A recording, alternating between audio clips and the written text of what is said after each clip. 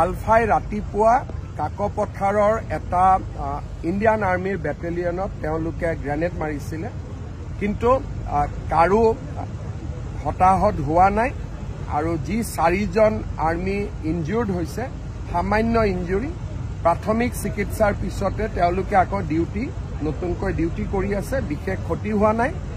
কেইদিনমান আগতে নাগালেণ্ডৰো বিভিন্ন জাগাত এটা এনেকুৱা হৈ আছে। আমি সন্দেহ কৰা মতে আলফা আৰু মায়ানমাৰৰ পৰা পৰিচালিত হৈ থকা আন উগ্ৰবাদী সংগঠনসমূহৰ এইটো এটা কোঅৰ্ডিনেটেড প্ৰচেষ্টা আছিলে।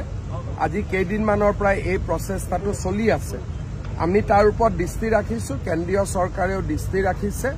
মই সদায় কোৱাৰ দৰে আলফাক আকৌ এবাৰ কম যে হত্যা আৰু হিংসা সমাধানৰ ৰাস্তা হ'ব নোৱাৰে।